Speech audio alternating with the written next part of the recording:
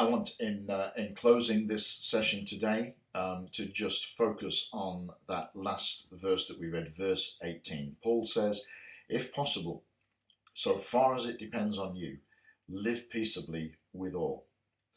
And that's a great challenge for us, isn't it?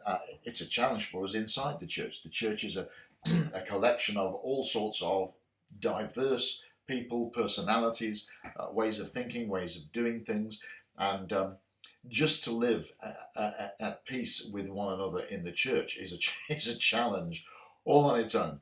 And Paul calls us to actually something much bigger and much wider than that, because he says, live peaceably with all. He extends that thinking to actually everybody. We're not just supposed to get on with everybody at church and live peaceably with them, but as far as it depends on us, in other words, if we can have any influence, if we can make any difference, if we can bring a fresh attitude, if there's anything at all that we can do to make sure that we are living peaceably with everybody, actually, we need to do it.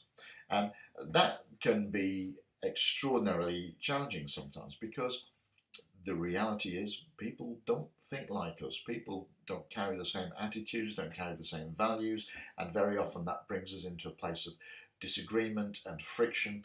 And Paul is not saying that you should just count out as something which is clearly unrighteous, unholy, not godly.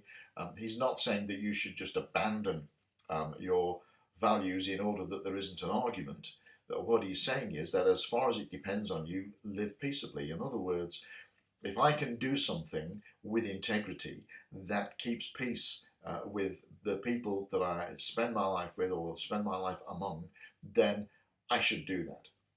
Note I said with integrity, maintaining the integrity of the values that God wants us to maintain, maintaining the integrity of the thinking, the attitude, all of those things that God wants us to carry. If we can do things without impinging on those values and those attitudes to help people and to live in peace with them, then actually we really ought to do that. And sometimes it means us showing a little humility. Sometimes it means us stepping down from something. Sometimes it means us apologizing and perhaps saying, actually I was wrong about this. There are all sorts of things in life that creep up on us, without expectation, and they put us in that position where we have to, take a step back and say, okay, am I in the wrong here? Have I done something here I shouldn't have done?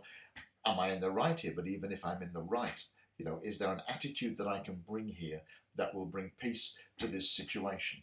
And the important thing about all of that is this, that actually the people that we spend our lives among, by and large, they don't know Jesus. And how are they going to know Jesus? Well, their first point of contact is you and me.